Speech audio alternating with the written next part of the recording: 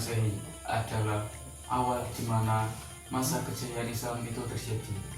Pada saat itu, dinasti yang memimpin adalah dinasti Abbasiyah.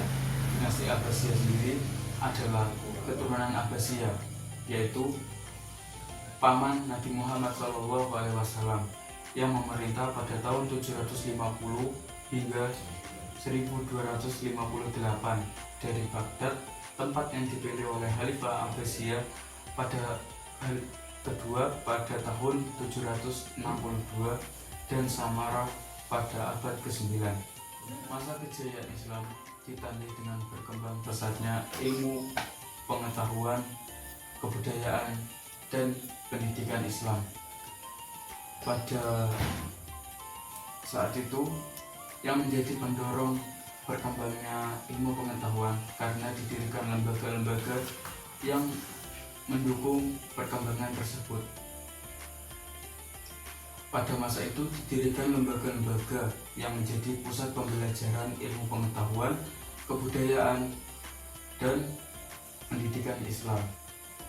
Masa kejayaan Bani Abbasiyah terjadi pada pemerintahan Harun al-Rasyid dan putranya Al-Maksum, serta untuk kemundurannya sendiri terjadi karena penyerangan dari bangsa Mongol yang dipimpin oleh Hulagukan pada tahun 1258. Bangsa Mongol tidak hanya menghancurkan kota Baghdad, sebagaimana kota Baghdad adalah pusat pemerintahan dari Daulah Abbasiyah, tetapi bangsa Mongol juga menghancurkan peradaban Islam yang sudah maju dan jaya. Keadaan sosial pada masa pemerintahan Daulah Abbasiyah yang berpusat di Baghdad, Irak, wilayah negara dibagi atas beberapa provinsi imarat yang dikepalai oleh gubernur amir. Di wilayah kekuasaan Daulah Abbasiyah yang begitu luas, masyarakat terdiri dari berbagai kelompok etnis seperti Arab, Persia, Kopti, Barbar, dan sebagainya. Apabila dilihat dari sudut pandang kepercayaan atau agama, masyarakat terdiri atas dua kelompok. Yang pertama, kelompok Islam. Mereka yang beragama Islam baik dari golongan etnis Arab atau bukan, dan mendapat hak serta perlakuan hukum secara Islam. Misalnya, terbebas dari beban pajak. Dan yang kedua, kelompok non-Islam. Dibagi atas golongan ahli kitab dan pengkitab, serta diwajibkan membayar pajak untuk mendapat jaminan keamanan dan penguasaan. Selain itu, terdapat stratifikasi sosial dalam kehidupan sosial Daulah Abbasiyah. Saat itu, masyarakat dibagi atas beberapa kelompok atau kelas, yakni aristokrat, kelas menengah, dan kelompok umum. Dari masing-masing kelas tersebut dibagi lagi beberapa kelompok. Yang pertama, kelas khusus khalifah, keluarga khalifah, pejabat tinggi negara, wazir, gubernur, panglima staf istana. Kaum bangsawan lain dari Bani Quraisy, petugas khusus seperti anggota tentara. Kelas umum ulama, ilmuwan, seniman, pedagang, dan penguasa di bawah gubernur. Kelas menengah, petani, pekerja kasar, golongan zimmi. Kelas bawah, hamba sahaya. Salah satu bukti kemajuan di bidang sosial kemasyarakatan pada masa Daulah Abbasiyah. Kota Baghdad merupakan pusat pemerintahan dari Daulah Abbasiyah. Daulah Abbasiyah didirikan di tepi Sungai Tigris antara tahun 762 hingga 767 oleh Daulah Abbasiyah yang dipimpin oleh Khalifah Al-Mansur. Kemungkinan kota Baghdad ini didirikan dari bekas perkampungan Persia. Dalam membangun kota ini, Khalifah memperkerjakan ahli bangunan terdiri atas arsitektur, tukang batu, tukang kayu, ahli lukis, ahli pahat, dan lain-lain.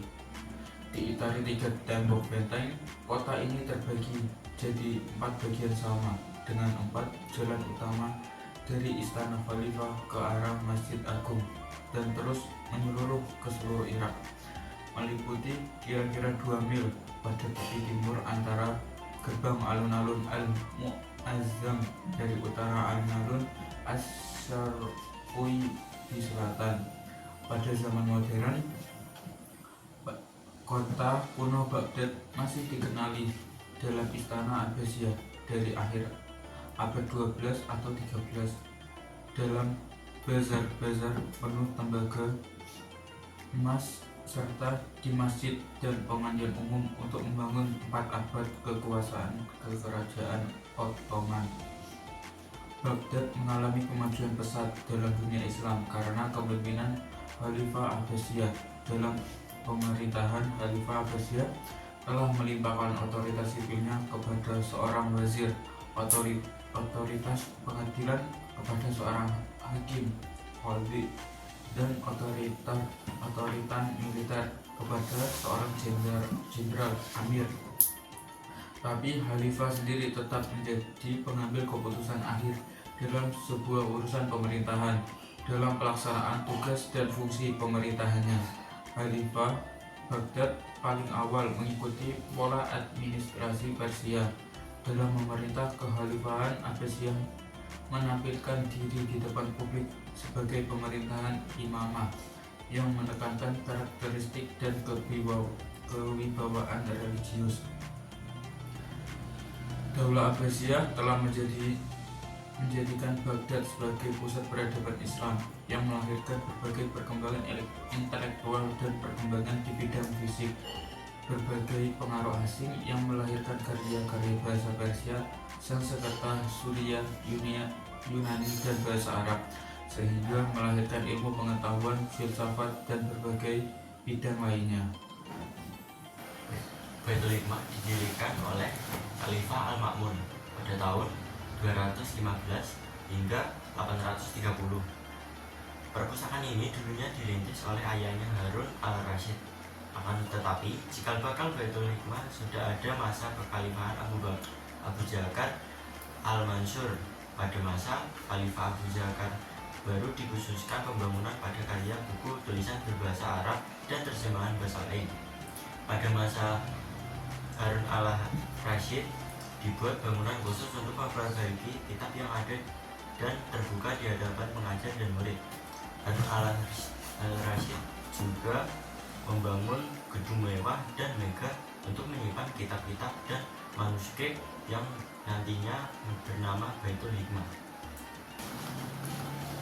Pada masa kejayaan Islam, terdapat beberapa tokoh yang terkenal pada bidang ilmunya masing-masing, seperti Al-Khwarizmi pada bidang matematika, astronomi, dan geografi, dan Ibnu Sina pada ilmu kedokterannya.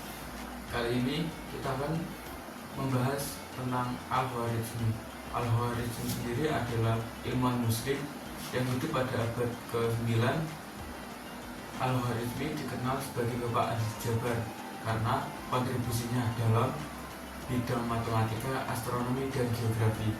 Al-Khwarizmi sendiri memiliki nama lengkap Abu Abdullah Muhammad ibn Musa Al-Khwarizmi yang lahir pada tahun 780 Masehi dan wafat sekitar 850 Masehi.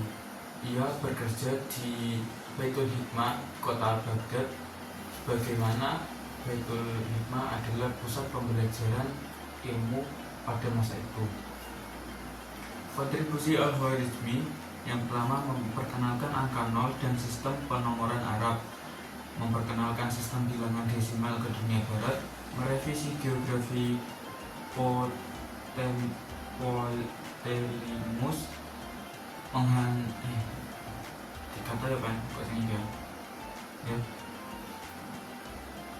Kontribusi Al-Khwarizmi yang pertama memperkenalkan angka 0 dalam sistem penomoran Arab, memperkenalkan sistem bilangan desimal ke dunia barat, menghasilkan satu set tabel astronomi, menyajikan tabel sinus dan kosinus dalam trigonometri yang akurat, menulis buku Alkitab Al-Mukhtasar fi Hisab Al-Jabar wal Muqabalah, buku ringkas tentang perhitungan dan dengan aljabar dan pengimbangannya. Pencapaian Al-Khwarizmi yang pertama mengembangkan aljabar yang pada awalnya digunakan untuk menghitung hukum waris Islam, mengembangkan geometri Yunani, mengembangkan ide-ide dasar matematika. Buku masterpiece Muhammad bin Musa Al-Khwarizmi ialah Al-Kitab Al-Mukhtasar fi Hisab Al-Jabar wal Muqabalah, buku rangkuman untuk kalkulasi dengan melengkapkan dan menyeimbangkan. Buku ini diterjemahkan ke dalam berbagai bahasa. Pertama, ke bahasa Latin pada abad ke-12. Sampai sekarang karya-karya Al-Khwarizmi masih menghiasi perpustakaan sejumlah universitas terkemuka di Eropa dan Amerika. Karya-karyanya banyak menginspirasi para ilmuwan Eropa di dalam dunia sains, khususnya fisika.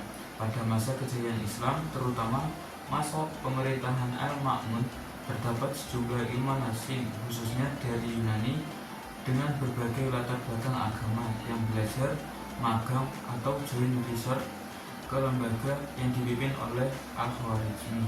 Yang kedua ada Ibnu Sina. Ibnu Sina adalah seorang ilmuwan dan filsuf Islam. Beliau lahir di Afsana, dekat Bukhara, pada tahun 980 Masehi. Beliau terkenal sebagai bapak kedokteran modern karena karyanya yang berpengaruh di bidang kedokteran. Ibnu Sina juga memiliki karya yang signifikan dalam bidang filsafat, astronomi, dan matematika. Ibnu Sina juga belajar ilmu kedokteran dari seorang Masehi yang bernama Isa bin Yahya. Dan pada saat usianya sudah mencapai 16 tahun, beliau menjadi dokter dan juga mampu mengobati Sultan Bukhara Nuh bin Mansur. Selain itu, beliau memiliki ilmu kedokteran. Ibnu Sina juga memiliki karya yang penting dalam bidang filsafat, matematika, astronomi, dan bidang lainnya. Ibnu Sina wafat di Hamadan, Persia, tepatnya pada tahun 1037 Masehi.